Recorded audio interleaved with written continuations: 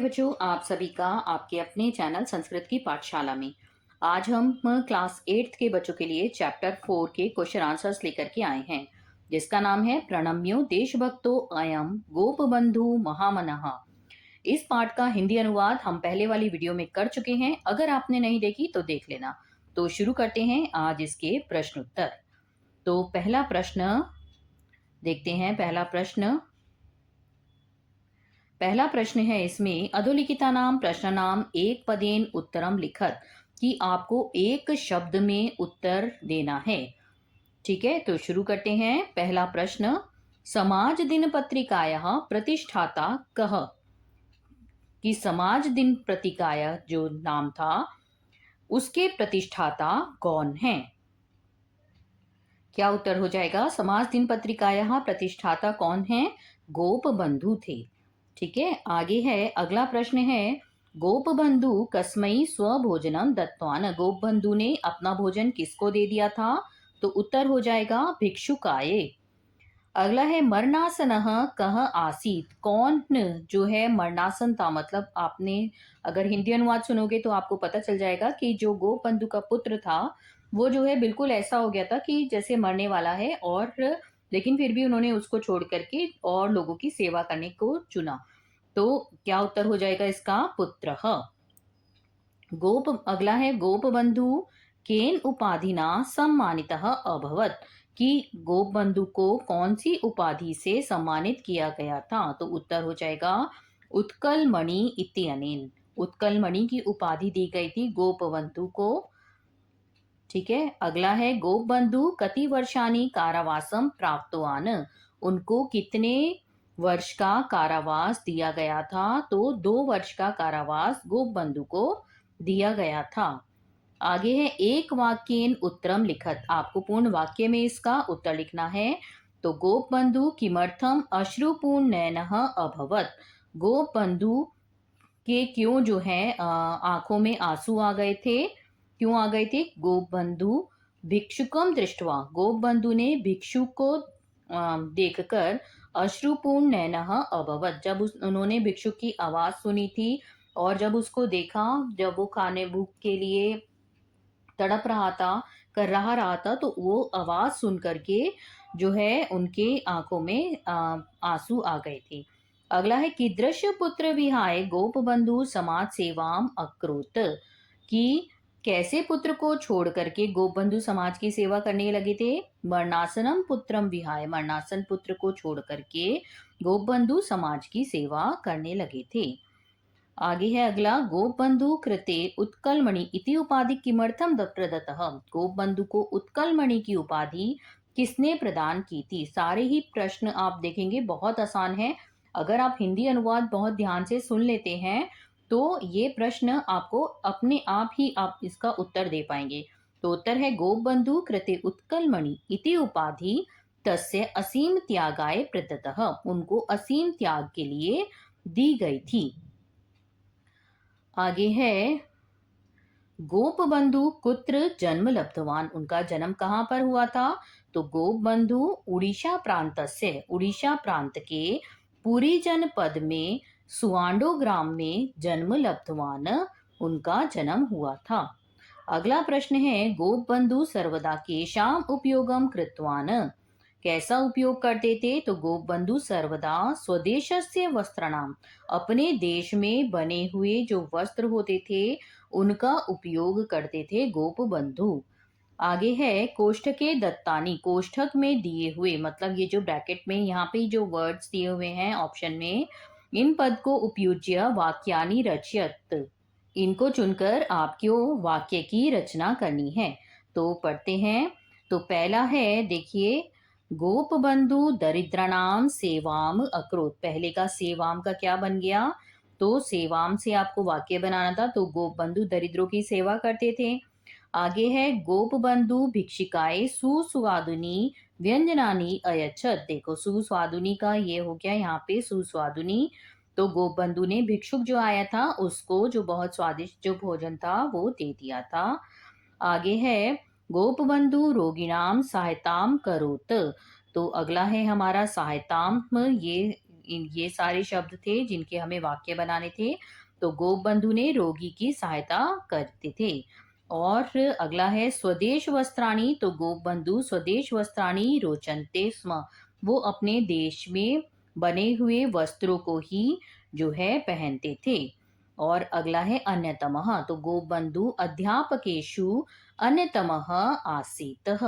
तो यहाँ पर देखिए हमने सारे वाक्य, ये जो वाक्य बनाने थे इन शब्दों से, ये जो शब्द दिए हुए थे इनसे वाक्य बनाने थे। तो यहाँ पर ये सारे वाक्य हमारे बन गए। अगला है चित्रम दृष्ट्वा। अब आपको ये चित्र देख करके यहाँ पर 5 वाक्य लिखने हैं। ठीक है, तो पढ़ते हैं अब इसको। पहला वाक्य क्या है, देखिए ये चित्र कैसा है, जिसमें कि एक व्यक्ति जो है किसी बच्चे को जो है, जो चिकित्सालय दिख रहा है पीछे, और कोई उसको बीमार को जो है वहां ले जा रहे हैं हॉस्पिटल में। तो ठीक है, एषः चिकित्सालय अस्ति। अब आपको चित्र में क्या क्या दिखाई दिया, एषः चिकित्सालय अस्ति, यहाँ चिकित्सालय है। अत्र अस्वस्थः जना आगच्छन्ति, और यहाँ पर कौन आता है, जो अस्वस्थ होगा वही जाएगा हॉस्पिटल। तो अस्वस्थ जन लोग जो हैं यहाँ पर आते हैं। एकः वृद्धः निजपुत्रं चिकित्सार्थं नयति। एक जो बूढ़ा है वो अपने पुत्र को चिकित्सा के लिए लेकर आ रहा है। आगे है बालः ज्वरेण पीड़ितः अस्ति, और बालक ज्वर से पीड़ित है, मतलब बुखार हुआ है उसे तेज। अगला है प्रकोष्ठे चिकित्सकः अस्ति, और उसमें जो है चिकित्सक है, चिकित्सक मतलब होता है डॉक्टर। ठीक है, तो ये हमने यहाँ कितने वाक्य बनाए, हमने 5 वाक्य बनाए हैं। कितने बोले थे हमें, चित्रम 5 वाक्य बनाने थे, तो ये हमारे चित्र को देखकर हमने 5 वाक्य पूरे हो गए। अगला है समुचितेन पदेन श्लोकम पूर्यत। अब हमें ये शब्द जो है यहाँ पर ये पूरे करने हैं। तो पहले में क्या आएगा, स्वदेश भूमौ, यहाँ क्या आ जाएगा, स्वदेश भूमौ। आगे है मम लियताम तनुहु, तो आपको सिर्फ ब्लैंक में भरना है स्वदेश भूमौ। ठीक है, अगला क्या है, उत्कल मणि परित्याख्य प्रसिद्धो। तो उत्कल मणि से प्रसिद्ध जो है, उत्कल मणि की किसी को दिया गया था, किस लिए, लोक सेवकः। तो यहाँ आ जाएगा लोक सेवकः। ठीक है, अगला है स्वदेश लोकात् तनु प्रयांतु। प्रयांतु यहाँ आ जाएगा प्रयांतु नु। ठीक है, तो यहाँ पर स्वदेश लोकात् तनु प्रयांतु नु। आगे है स्वराज्य मार्गे यदि, यदि गर्त मालिका। तो स्वराज्य राज्य मार्गे यदि गर्त मालिका जो है, option fill in the blank पे आ जाएगा गर्त मालिका। और ये है मम अस्थि मासे है, मेरी अस्थि और मास से जो है परिपूरिता तू सा। तो यहाँ पे क्या आ जाएगा, मम अस्थि मासे है।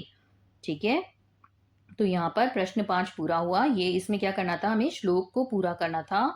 जो श्लोक के अंश दिए हुए थे, यहाँ पर पद दिए हुए थे, शब्द, यहाँ पर हमें श्लोक में का पूरा करना था, वो लाइन पूरी करनी थी। ठीक है, अगला प्रश्न है उदाहरण के अनुसार क्रियापद स्त्रीलिंगे परिवर्त्यत। अब इसको स्त्रीलिंग में बदलना है। तो स्त्रीलिंग में बदलते हैं कैसे, तो यथा, जैसे उन्होंने एग्जाम्पल दिया हुआ है, जैसे गतवान का गतवती हो जाएगा, प्राप्तवान का उसी तरह से क्या हो जाएगा, प्राप्तवती। उपविष्टवान का हो जाएगा उपविष्टवती। ठीक है, उपविष्टवती आ जाएगा। भुक्तवान का क्या हो जाएगा, भुक्तवान का हो जाएगा भुक्तवती। और कृतवान का हो जाएगा कृतवती। और ग्रहितवान का क्या हो जाएगा, ग्रहितवती। ठीक है, तो ये देखिए यहाँ सब नीचे आंसर्स लिखे हुए हैं इसके। तो इसमें आपको क्या करना था, बस स्त्रीलिंग में आपको परिवर्तन करना था। ठीक है, आसान था ये तो बहुत। क्वेश्चन नंबर 7, समुचितेन पदेन सह स्तंभो मिलियत। अब आपको इसके जो है मिलान करना है। ठीक है, जैसे ये दिया हुआ है और आपको इसमें मिलान करना है कि कौन सा किसके साथ जुड़ेगा। तो क्या उत्तर है, देखिए ये नीचे उत्तर लिखे हुए हैं, और ये प्रश्न था कि समाज किससे जुड़ेगा। ये देखिए, तो यहाँ पर समाज किससे जुड़ेगा, दिन पत्रिका। मम अस्थि मासे परिपूर्तास्तु, उत्कल मणि गोप बंधु से जुड़ेगा। और आगे है आ ऐसे करके कौन कर रहा था, क्रंदन ध्वनि कर रहा था जो भिक्षुक आया था, सुस्वादुनी व्यंजनानी। ठीक है, तो प्रश्न 7 भी हमारा पूरा हो गया। आगे है प्रश्न 8, घटनाक्रमेण वाक्यानि पुनः लिखत। ये बहुत इंपॉर्टेंट है और ये हमेशा एग्जाम में आता भी है तो इसमें क्या करना होता है कि आपको घटनाक्रम के अनुसार, मतलब जैसे-जैसे हमारी कहानी जो आगे बढ़ी, ठीक है? उसको हमें क्रम से लगाना है, मतलब सीक्वेंस में लगाना है। जैसे ऑड वन आउट होता है जिसमें हमें अ, मतलब पहले जो है कौन-सा आएगा ये बताना होता है। तो ऑड वन आउट नहीं, सॉरी, जिसमें हमें सीक्वेंस से लगाना होता है, वो करना है इसमें।